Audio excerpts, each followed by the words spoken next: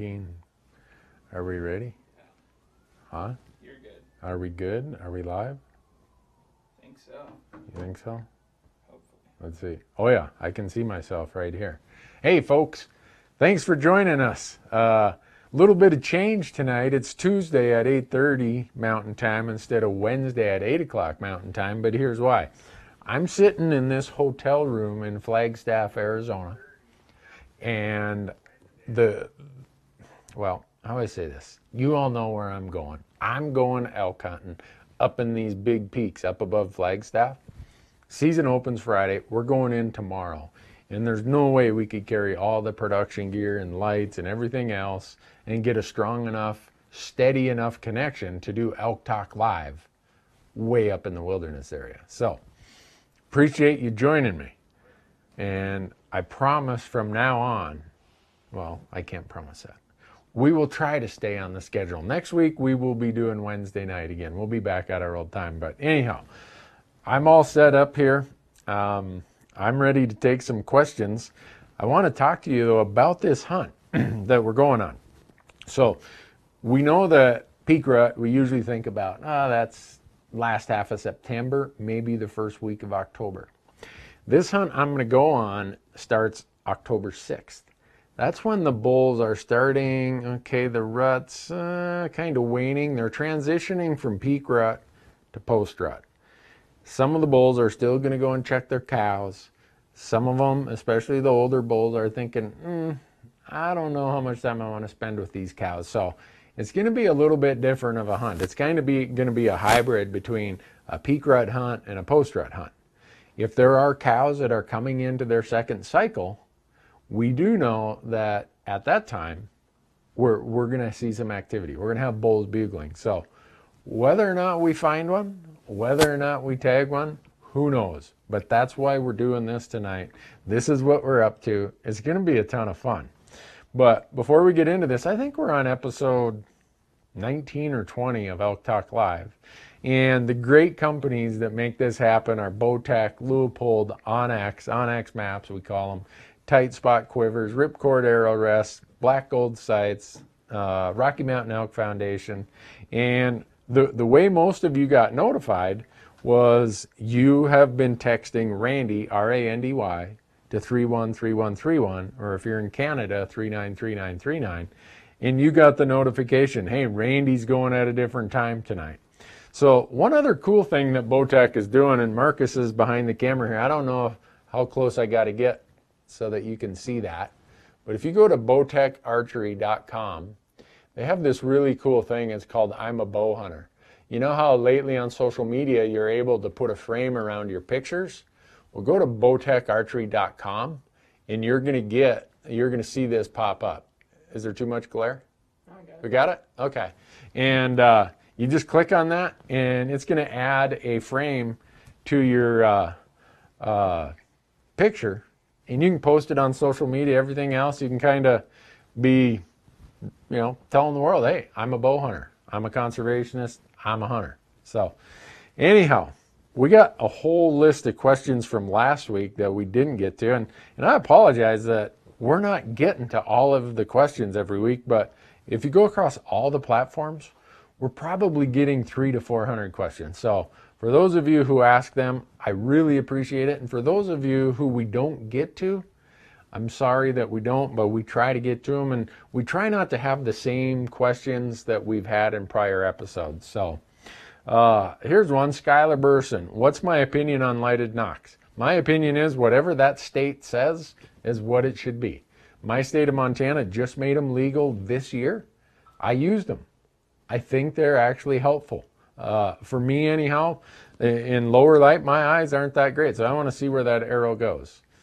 I shot a grouse. It was cloudy. It was overcast. It was normally, I don't think I would have recovered that arrow. I saw it sticking in the dirt. So whatever that state says, hey, that's the rule. I don't want to tell other states how to do things. I see nothing wrong with having lighted nocks. All right. Let's see. If you shoot an elk at dusk, boy, these are going past so fast. Hey, Tekla, I saw you go through here. Let's see. How close are you when you start to bugle? That's Jeremiah. I get as close as I can. So on this hunt that we're going to do starting this week, if I hear bugling, and we're going to be up on these high ridges listening at way before the sun comes up. And we're going to bugle. We're going to do some locating bugles. And if we hear them, we're going to move in as close as the wind will let us before daylight. And when it becomes daylight, this is a rifle hunt, not an archery hunt. I want to be in position to either call that bull closer or in position to take the shot right then and there. So let's see. What do you got, Marcus? Anything? Yeah, when you get your meat to a cooler, do you take the meat out of the game bags? When I get my meat to a cooler, do I take it out of the game bags? No. I leave it in my game bags all the time. One of the features and purposes of game bags is to keep your meat clean. And I don't care if you're handling it around coolers, around wherever, your tailgate. If you take it out of a game bag, it's going to get a little dirtier. It's going to be exposed to hair, to dirt, pine needles, all that kind of stuff. So I always leave my meat in the game bag until I get it to the processor. Let's see. Boy, these are going by so fast. There's a ton of questions here for having it. Oh, is Arizona draw only for elk? Yes, it is. It's draw only for elk. Non-residents, we are limited to 10% of the non-resident elk tags. But there's a ton of opportunity here. There's some really good hunts that aren't that hard to draw. And I drew this one that I'm going on with 4 points. So it can happen to anyone. Arizona has a bonus point system. The archery hunts are fantastic hunts, but they're the hardest hunts to draw in Arizona. Well, with the exception of the early rifle and early muzzleloader hunts. Those are the hardest to draw. But the archery hunts here can be very difficult to draw. But there's plenty of places to come here and hunt. If elk aren't bugling, what's the best way to find them? Get your Leupold binos, get your Leupold spotter, and look for them. That's how I find them when they're not bugling. You got one there, Marcus? Yeah. Have you seen situations where wild horses are impacting deer and elk habitat on your hunt? Have I seen situations where wild horses are impacting deer and elk habitat on my hunts? Yes, in huge instances. We were in Nevada archery hunting last month, in August. Tons of wild horses. They are definitely having a huge impact on the range. The Wild Horse and Burro Act, which was passed, I think, in 70 or 71, said we're going to have 26,000 horses across all these management areas. Well, we're like 3 or 4 times that number, and it is having a serious impact. If we're going to take care of native species, because let's face it, feral horses are not a native species. But if we're worried about deer, elk, antelope, songbirds, sage grouse, stuff like that, pretty soon some hard decisions have to be made about what are we going to do about wild horses. We can't continue to let a feral species continue to damage the habitat. And you see it if you hunt Nevada, Utah, parts of Colorado, parts of Wyoming, parts of New Mexico. Burros, right here in Arizona, burros are a big problem. So yeah, I see it a lot. Let's see. Have I hunted Unit 45 in Colorado? No, I haven't. I'm sorry about that. I've not. So if I gave you any information on it, I'd just be making it up. All right. Boy, these are going by way too fast. I can't read this fast. What's my favorite state to bow hunt elk and why? Yes. Whatever state will give me a tag to bow hunt, that's where I'm going. I would say of the states that are easier to draw, Idaho, Montana, Wyoming, some of those general archery elk tags are fantastic. I mean, they're over the counter, they might be leftover, or they're just general tags. Man, there are some good, really, really good archery elk hunts in those places. Yeah, we all know about the great archery elk hunts in New Mexico, here in Arizona, in Nevada, in Utah. Don't overlook those 3 northern states, because what the dynamic of how it works in archery season is you have most of the high country is public, the lower valleys are private. Well, in archery season in September, where are the cows? The cows are up high. So where are the bulls? They're up high, which puts them on the public land. It gives you an opportunity to chase bulls that maybe you won't have a crack at if you wait till October and November when they're down lower, which is mostly private. So, what do you use for a wind checker? What do I use for a wind checker? I don't know. I just have a little plastic bottle with some talc powder in there and see which way the wind is blowing. If I forget it, and I've lost mine on many occasions, I'll grab some duff off one of the, a lot of the plants this time of year, they're dried out. They have like a dead flower on top. I'll do that. I'll take the finest dust I possibly can. But good to have a wind checker. I don't care if you're rifle hunting, archery hunting. You cannot fool the nose of an elk. They will trust their nose more than they will their eyes and their ears. They're almost like an old cagey whitetail buck in that sense.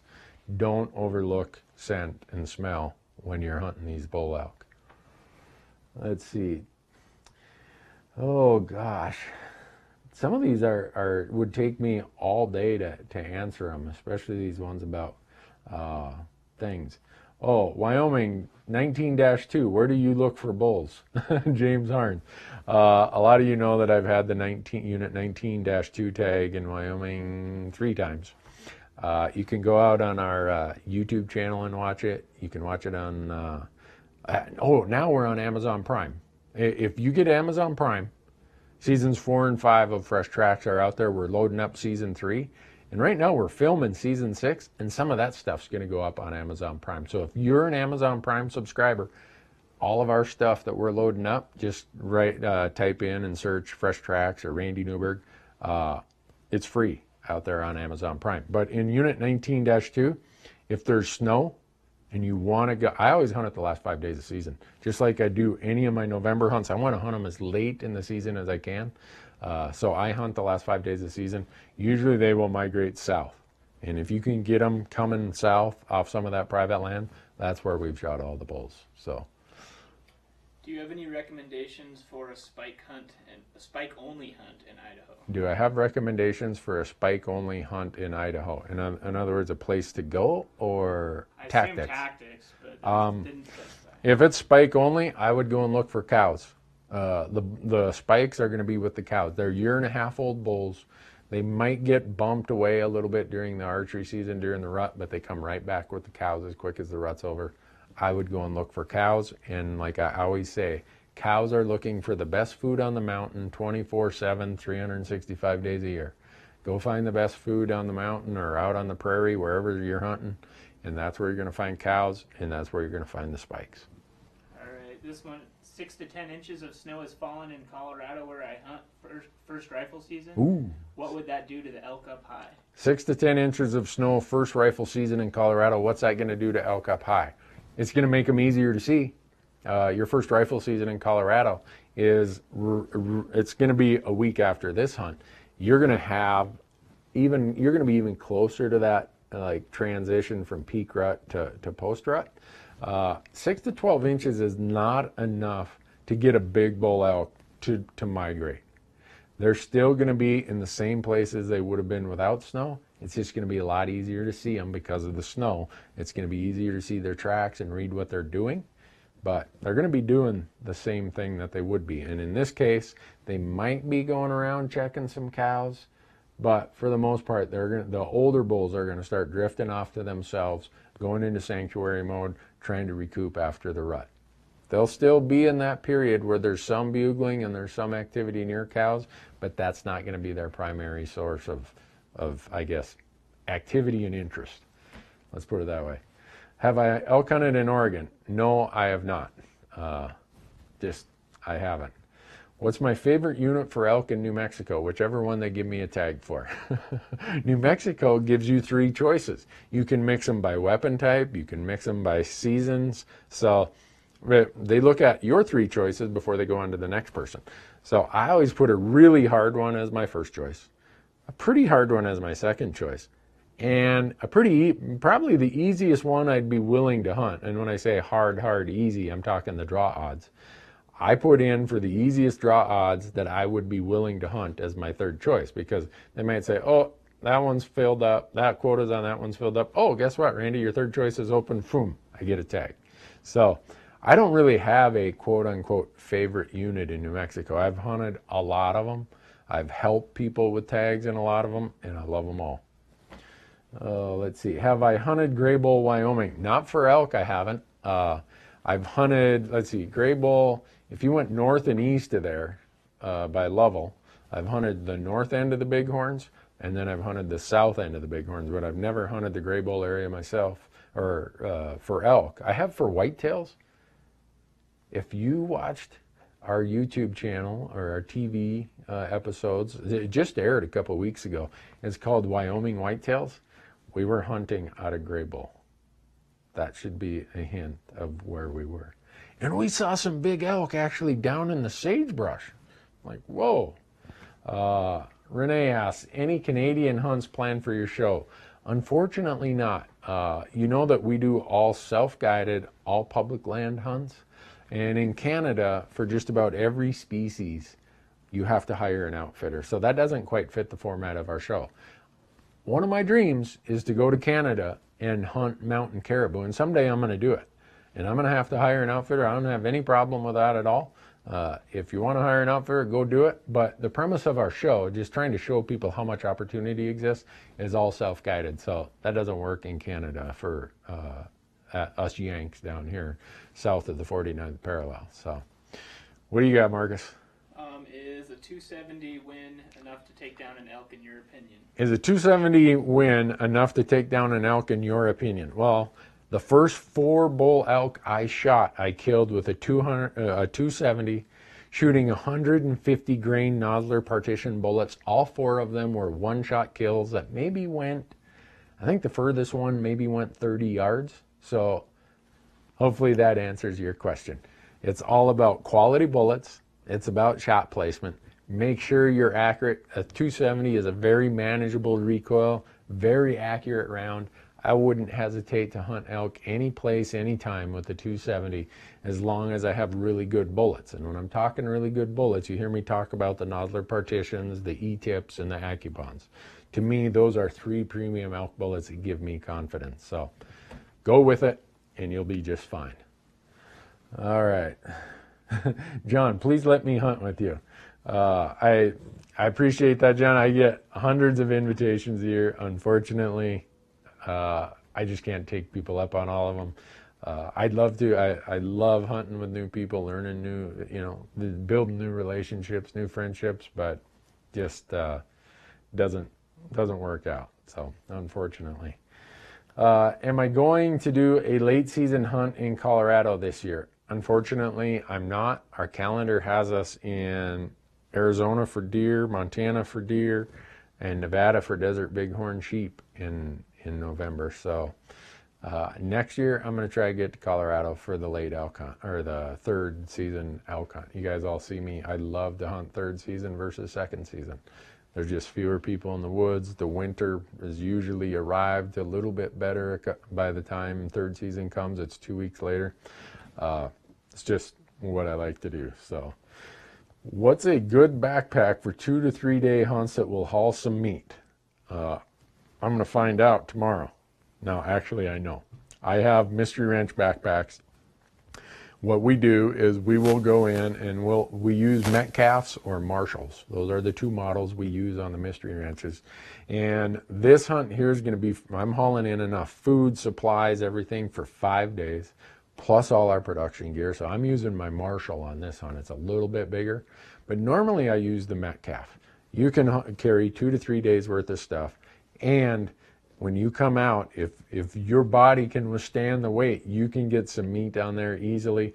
And I use it for a day pack. It folds up really flat, and it allows you to, the compression that flattens it comes undone, and you can put a full hindquarter of an elk in that pack when you need to come out. There's no sense in going in, shooting an elk, having to come back and get a different pack. Use a pack that can be converted to both, and that's why I use these Mystery Ranch Metcalf and sometimes Marshall. So, you got another one, Marcus? Yeah, how many states do you apply for each year? How many states do I apply for each year? That's a good question. Let's count them. Alaska, Idaho, Montana, Wyoming, Colorado, Utah, Nevada, New Mexico, Arizona, let's see, Iowa, usually Kansas, and Kentucky for elk. I used to apply in Vermont, New Hampshire, and Maine for moose, but I kind of dropped those. So what's that? 12 states, I guess, for me. And then with our guest hunters or family and friends, I'm applying them for tags. And that's why you see in the show, a lot of times I'm not the guy with the tag. A lot of times we have other family or other friends who have the tag. When we get done with this trip here, we're going back to Montana. My son has the tag. So we need 12 to 15 tags in a year to film a whole season. So we apply for a lot. And we don't always apply for these quote-unquote glory tags. We apply for mid-tier and lower tags. And we know even with that, we're not going to get them all, so we're going to have to fill it in with some over-the-counter or general tags.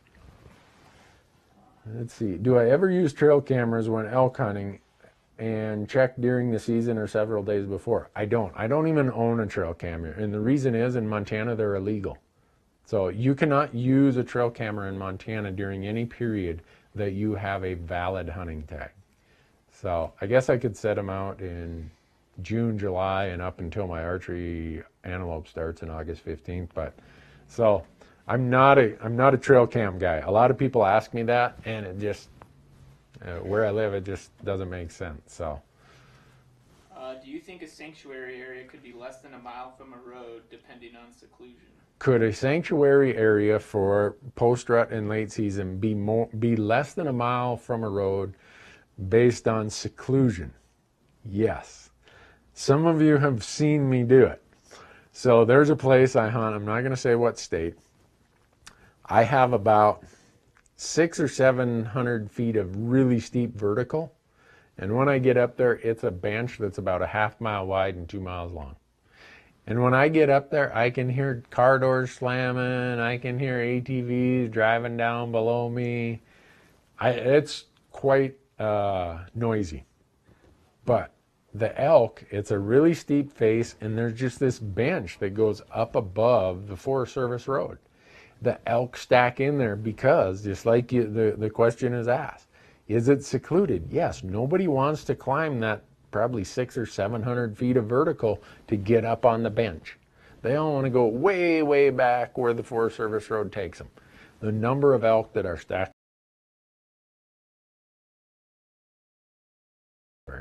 and I'm only 3/4 of a mile from the trailhead when I get there. Let's see. What HD region, hunting district region, do you recommend for elk? Oh, I don't know what state that is, so I can't answer that. Late season wilderness hunt, no horses, how to keep warm in the Jawbridge of Nevada, or Jarbidge.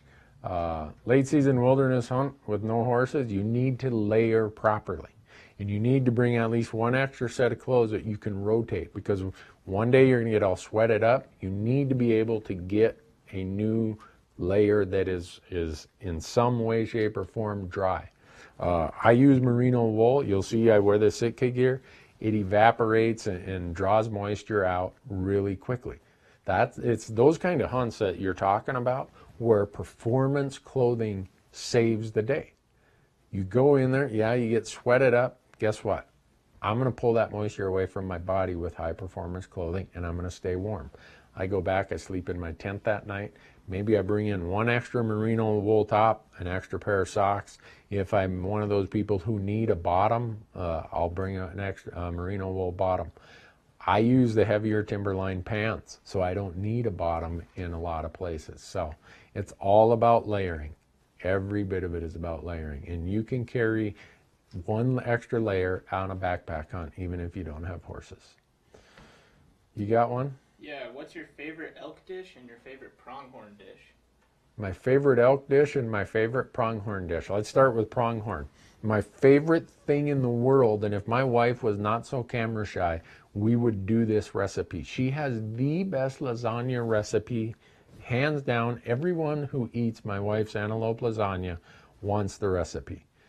I need to get it. I need to somehow post it out on my Facebook page or something, because it's spectacular. That's my favorite antelope meal. My favorite elk meal is, and unfortunately tenderloins are only about that long and about that big around. I love to take a tenderloin, just put it in a rub. I use these Dog Day spice rubs, and I slow cook it on my grill. And as it gets to this level of just about medium, maybe not quite, I'm just slicing off the pieces and letting it kind of work its way through there, because you don't want to overcook any wild game. And when I'm done, usually there's not much left to bring into the dinner table because I've been sitting there at the grill. But that's my favorite way. I would say if not that, obviously backstraps. I love to marinate the backstraps and then just grill them. I cut mine pretty thin. A lot of people will cut a really thick elk steak, and to get it to the level of cook that they want, the outside gets so done and so dry that it's really not what you want. It gets tougher and drier. So I cut mine thin. I still marinate them, and I don't cook them for very long. So that's what I do with elk. I love it. In fact, I'm getting hungry thinking about it. I have no elk left in my freezer. I have to kill an elk on this hunt. Randy could starve. His family could be down on the street corner if he does not shoot an elk on this hunt. No, not really. But, all right. What do you recommend for binoculars and a scope? Binoculars, I have the new Leupold BX4. I have these 10x50s. I'm really liking them. I just got them this year. As far as scope, I think you're talking about rifle scope. The gold rings that I use, you'll see that on all of my rifles, all my Howas, I have Leupold gold rings. Anywhere from the VX3i on some of them. This year, my 308, I put a VX5 on it. That is a 3-15. And then a couple of them, I have the VX6 HD, and the VX5 is HD also. The VX6s, I have all 2-12s. A lot of people prefer to 3-18, but when we're filming, we have to get closer than what most hunters have as their set range, because you don't want to see us take a really long shot where it's just this little pin on the screen, this little dot. So we try to get closer, and that's why I like the 2-12. They're on ultra lightweight mountain rifles. The scopes themselves are lighter than a bigger magnification scope, so it works really good for me. But VX3i gold ring, VX5 or VX6 from Leupold, those are the ones that I go with. So let's see. What do we got? You got anything, Marcus? Yeah. What are your thoughts on coyotes and their effect on elk birthing areas? Have you ever seen an impact where you hunt? What are my thoughts on coyotes and the impacts on elk birthing areas? What have I seen, and how does it affect my hunt? I've never seen coyotes have an impact on elk calving. I could be wrong. It may happen, but if you've ever seen a cow elk after she has her calf, she's almost as ornery as a cow moose. So I don't know that coyotes are that big a deal. Black bears? Oh my goodness. Black bears, they are serious, and grizzly bears, serious predators on elk calves during that little pulse of period when all the calves are being dropped in this, you hope in this 2-week period, because the predators can only eat so many, they gorge themselves. If you get a spread out calving period, say you have the rutting period gets extended, so you're having calves dropping early and dropping late and in between, well, that's a much longer period of time for wolves and bears and other predators, lions, to eat more calves. So you want a really compressed spike of calving. As far as coyotes, I've never seen an impact. Not saying they don't, it's just my observation. I haven't seen it. So, how do you quietly hunt grouse during rifle elk season? How do I quietly hunt grouse during rifle elk season? You don't. You're grouse hunting during rifle elk season, and you shoot the grouse. But when we were in Wyoming 2 weeks ago, we saw a blue grouse, and the crew would not let me shoot it. They threw this line at me. Oh, you can't shoot a blue grouse with a rifle. I'm like, oh, I didn't look that up in the regs to see if you could or couldn't, so I didn't do it. But if I see a grouse, I'm shooting it. I don't care if it's rifle season or what. It's a grouse. You shoot them. The elk aren't going to care. Don't worry about that stuff. So, can I buy an over-the-counter third season elk tag in Colorado? Is there a deadline? No. There is no deadline. You can go online to Colorado Parks and Wildlife and buy it. You can go to a licensed vendor and buy it. But understand, if you get there after the season has already opened, the only way you can buy your tag is to get it from a Parks and Wildlife office. So you'd have to go to one of their offices to buy it if you get there to buy the tag after the third season is already underway. So, what is my go-to energy food when hunting? Dairy Queen. No. For me, it's a combination of things. I try to mix up some of my own trail mixes. I got this weird diet because of this crazy liver condition I have. So I'm not a good guy to ask for food tips. I have a lot of restrictions of how I have to do it because of my liver situation. So, but as we're doing this, just want to make sure everybody understands that we are so lucky to have companies like Bowtech and Leupold and Onyx and Tight Spot and Ripcord and Black Gold. If you're in the market for buying products they make, I hope that you will go and do it. They don't, this is all them. They have just said, Randy, if we do all this, will you sit down and do it for half hour, 40 minutes every week? And I'm happy to. But these companies are investing a lot of money in distributing this, so I hope you'll support them. They support us in our public land and our self-guided hunting things that we do.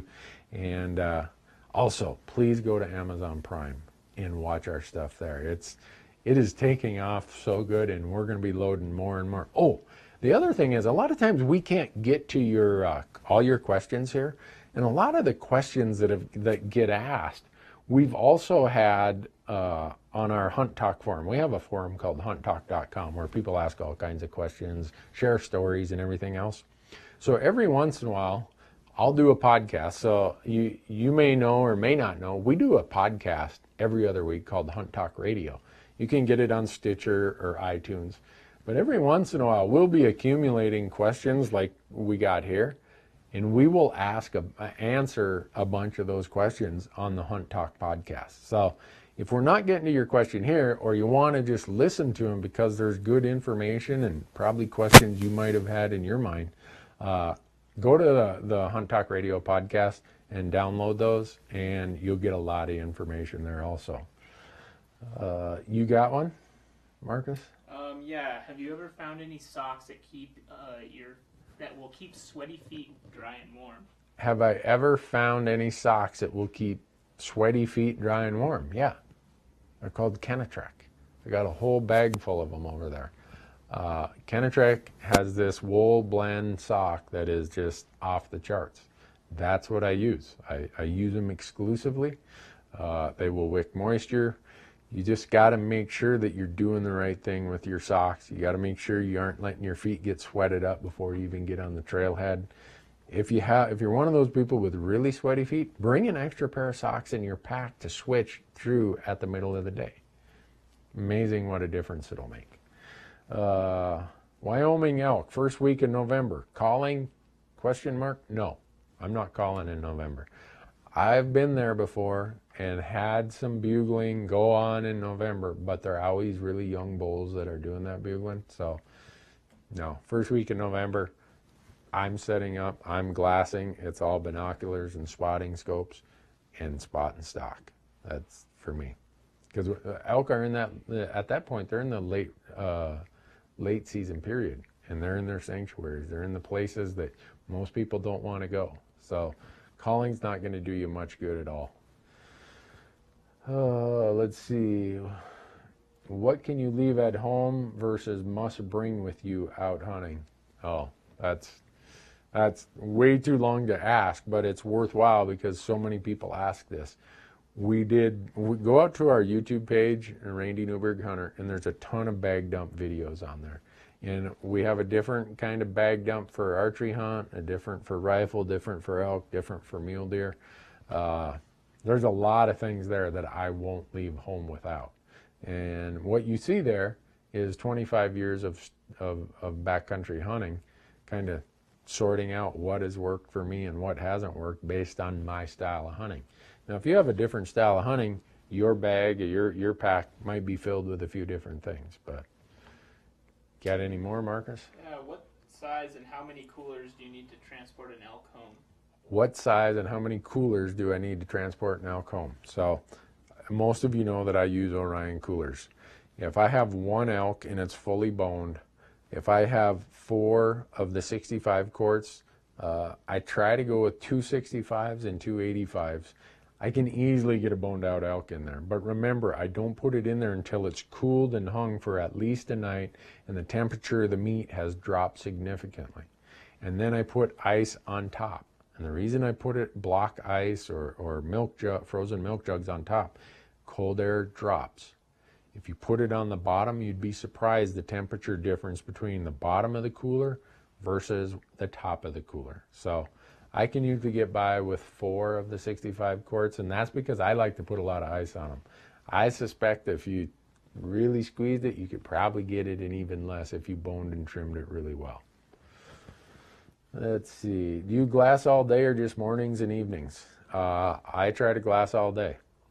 There's times where we might go to a glassing point, we glass it all morning, and we say, dang, this didn't work out. This is not what we thought it was. So I might hike out the afternoon and around lunch and go to a different spot. So in those times, I won't be glassing all day. But if this is one of those spots where I know there are elk, and I'm confident, you know what, they are here, I just got to find them, I'll be on those binos or on that spotter all day long. Right from daylight all the way to dark. What backpacking stove do you use when hunting? I don't bring a backpack stove. If you're talking about cooking a little for cooking, not heat, I bring jet boils. I know guys who use MSRs. Any of them work fine. It's just a matter of what you have. But when I'm backpack hunting, like I'm going to go in here, I'll be bringing my jet boil with me tomorrow with one little can of fast gas, and that'll last me a whole week. What do we got, Marcus? How do you handle constantly swirling winds while bow hunting? How do I handle constantly swirling winds while bow hunting? Not very well. It's hard. That's the challenge in the mountains. I know a lot of guys who come from the east, oh, the wind's always out of the west or always out of the southwest. Not in the mountains. The mountains with thermals, with cloud, just a cloud coming over and blocking the sun changes the temperature 10 degrees. Your thermal strength or thermal direction might lessen or strengthen, or it might slightly change direction. That's why I carry that wind checker right here in my bino pouch. It's just like always checking the wind. When it's swirling, it's just a bad deal. I don't know any other way to say it. So. Good one. What's your secret for drawing tags? I've never drawn in 17 years now. I think they just throw my application away. What is my secret for drawing tags? I've never drawn in 17 years. I think they throw my application away. I don't know what state you're talking about. My secret is let the other people apply for the quote-unquote glory tags. I mean, here in Arizona, these early rifle tags, your odds are less than 1%. Well, guess what? If it's less than 1%, 17 years you're not even a fifth the way there. So look at the odds, figure out, all right, how does this drawing system work? If it's a state that has a point system, whether bonus points or preference points, as much as it costs some money to participate in those, that's going to get you further up the point pile. It's going to increase your probability. That's how I do it. But I don't go for these high level super duper tags. I go for these mid-tier ones or even lower. I just have to. So if you want to hunt, look at it and say, all right, what's my plan? Okay, maybe in some state or for some species in my home state, I'm going to swing for the fences. But on the other species or in other states, I want to make sure I get a tag. So I'm going to lower my expectations and I'm going to apply for a tag that's easier to draw. So. Do you prefer calling or stalking while bow hunting? Calling all day long. It's way more fun. But sometimes you'll see in some of our videos I end up doing spot and stalk. But Randy, your bow. What spare bow accessories repair kit do you bring on a long hunt? Actually what I do, and I know some people say, well, I can't do this. I have a second bow. I have a backup. I have a Bowtech. Is that one? Let's see. It's an Experience or a Prodigy. Yeah, Marcus reminded me, the one before that. So I have a second bow. But at the truck, I have a spare everything. I have a spare rest. I have a spare release. I don't have a spare quiver. I have a spare sight, nocks, broadheads, D-loop, you name it. I have a spare back at the truck. I can't justify carrying all that in on a backpack hunt. So I just know if I have a problem, and I've never had a failure with my Bowtex. When I do a backpack hunt, I don't bring all the spares with me. If I did, I know that I'd have to walk back out to my truck, and I would probably have something in I have just this little, I don't know what size tote it is. It's about that big. It's the oh crap kit. Something went wrong, but I've never had to use it while I'm out on a hunt. So, Scott Jones and yourself deer hunting in Nevada this year with some good footage. Thank this guy right here, Marcus. That's out on our YouTube channel. We filmed that in August, and we put it up as a day-by-day live hunt. Those of you who watched it, thanks for watching it. Wish the outcome would have been different, but you know, we just tell the story of how it happened. So, let's see. You got anything else, Marcus? Yeah, you glassed south or west-facing slopes, warmer slopes for late-season bulls. Do I glass south or west-facing warmer slopes for late-season bulls? Yep, I do. A lot of times they will be either on those slopes or they'll be along some edge of timber or some rock pile or some brush or something. Because if it's super cold, and in my home state of Montana, our season runs till the Sunday after Thanksgiving. It can be really, really cold some years by then. And those bulls are feeling it, especially if we've had a bunch of snow pile up. Yeah, I'm looking at some of those mostly southwest or southeast, or full west. A lot of times in those periods, those bulls are not going to be on the north slope or the northeast slope. So don't overlook those if it's late season. Randy, did you pick up a bear tag for your Arizona hunt? No, I didn't. Every time we try to do multiple things in one hunt, we end up doing every one of them very poorly. So we were down at the Game and Fish office here in Flagstaff today talking to folks, getting some intel. And they said, oh, you know, bear season's open the same period, right? I'm like, don't even tell me that. I'll be distracted. So no bear tag in my pocket for this hunt, even though they're over the counter and I could have bought one.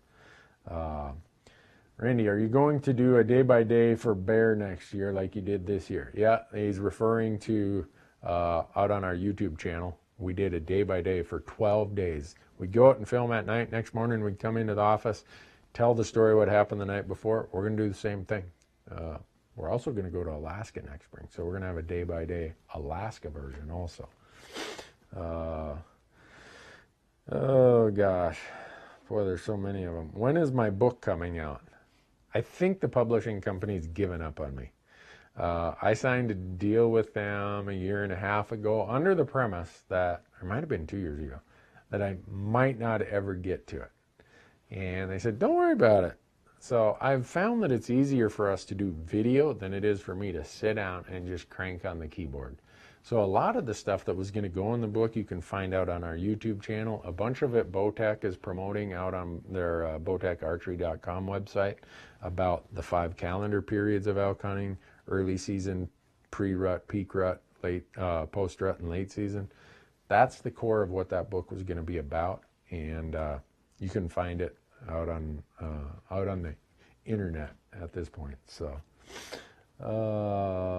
You got anything else? We're running late here, but since everybody was so kind to join a day early and a half hour later, I thought, you know what? Let's give them a bit extra here. Do you need anything special to do anything special with a cape to keep it suitable for a taxidermist when you're 3 to 4 days away from delivering it? Do I need to do anything with a cape when you cape out your animal? If you're 3 to 4 days away from delivering to your taxidermist, some people will try to salt it. Unless you know what you're doing, don't try to salt it, because you got to split the lips, you got to turn the ears, all kinds of stuff. Get it someplace cool, keep it cool. If you can get it on ice, get it in a fridge, get it in a freezer. some way to keep it cool. 3 to 4 days, if it's cool, usually you can do it. If you can't, you're going to have to hike out and you're going to have to go somewhere that has a fridge or a freezer. I've seen people salt their own capes, and if you don't know what you're doing, you can screw it up as much as you can help it. So that's what I do. I never salt my own capes. I find some way to either keep them cool or get them to a fridge freezer setup. Let's see, bear beard time. No, my wife doesn't like my bear beard. I can't hardly, I'm no good at growing a beard anyhow. So where is the Wyoming whitetail hunt? Can't seem to find it. Go out. Who is asking that? Steven. Go out to Amazon Prime. It's out on Amazon Prime, season 5. It's out on our YouTube channel, and it's going to be coming up a couple times again here in, let's see, I think later this month, and then again in November out on Sportsman's Channel. So, Unit 15 in New Mexico. Have you ever hunted this unit? Not for elk. For antelope I have, but not for elk. So I've hunted units around there, but I've never hunted that one. Let's see. December cow hunt in Idaho in the sagebrush. Any advice? Yeah, go to where the feed is the thickest, the luscious, and the best. And that's hard to tell in a unit. But in those sagebrush units, usually you're going to have some sagebrush where there's grass growing up in between it. And those are the places the cow elk are going to go. Some sagebrush is just bombed out. There's no grass. There's nothing but snow stacked up there. That's not where the elk are going to go. So look for the places that have a yellow tinge to it. That's the places the elk are going to be, or the cow elk are going to be looking for food. A couple of guys keep asking, what camera would you recommend for self-filming hunts on a budget? What camera would I recommend for self-filming hunts on a budget? Depends on what that budget is. I would maybe think about some of these mirrorless cameras. I have a Sony mirrorless camera. They have a version of 6000 and a 6300. They take unbelievable videos. They're small. The batteries don't cost a ton. A lot of the stuff, not a lot, but some of the stuff you see in our show is shot with those. You'll have to get a special lens to reach out there a ways. The audio isn't going to be that great. So if you're going to step up to a camera that has a really good zoom, that you can put external audio on, you're going to double or triple your price. So if I was you, I'd either go get one of the little handy cams, the Sony or Canon down at Best Buy, $400 or $500, might work exactly for what you need. Otherwise, I'd think about these mirrorless cameras. I'm finding them to be a very good in-between option. The higher end mirrorless cameras with a lens and a bunch of batteries and everything else, you can get for under $1,000. Whatever you do, no matter how you use it or what you do it with, have it on a tripod. Don't run the zoom back and forth. It gets people seasick. The footage is crappy. Put it on a tripod and slowly zoom, or don't zoom at all. Or if you're zoomed, slowly come back. Don't race that zoom back and forth. So those are the things that I would suggest. What's my best experience with conservation officers? I've never had a bad experience with a warden or conservation officer. The best experience you'll see if you go out to our YouTube channel. There's a Wyoming elk hunt in season 4 of On Your Own Adventures. I think it's season 4. Yeah. Aaron, a Wyoming game warden, pulled me out. I was stuck. And he chained up and he drug me up this little super icy hill. That was a super nice thing for him to do. So I've never had a bad experience. These people, they do great work. They're one of the backbones of our conservation model. These conservation officers I run into, every one of them they want to see you have success. We were down here at the Game and Fish office today talking to some of them. Absolutely nice people. Oh, think about this. Go here. Oh, hunting pressure is going to do this. Da da da. They want you to have success. So, and when you think about it, they have a thankless job. Whenever they have to, quote unquote, do their job, it's usually a bad situation where someone's violated a law, done something illegal, had a bad outcome. And think about this. Almost every person they encounter during hunting season is armed. I don't want their job, but Are we just about done, Marcus, or what are you thinking? We're going for 50 minutes. We've been going for 50 minutes. Brian Clark says, how is your liver handling this season? So. When we hiked into the Wind River Range of Wyoming, my liver crashed and we lost a day there. But, oh well, that's life. I can sleep and rest when they put me in the ground. So, my thoughts on Leupold BX3 Mojave Pro Guide HD. I got a pair of them out in the truck. I like them. For the price, I think they are the best bino at that price point that you're going to find. Make sure you get the BX3 HD version when you do it, the Pro Guide. Let's see. Boy, these are going through. How's the Bowtech Rain working with your shoulder injury? How's the Bowtech Rain working with my shoulder injury? Extremely well. It works way, way better than I do. Let's put it that way. I love it. It is smooth. It's quiet. It's easy. I don't know, just everything about it is wonderful. I'm going to get to use it again some. This year, the only thing it killed was a grouse so far, but I'm going down to Arizona. Oh, if you're going to go to Arizona, javelina hunting this winter like I am, the drawing, I think they're open for the tag applications right now, but I'm going down to Arizona in January. I'm hunting javelina with my bow, and I'm hunting coos deer with my bow.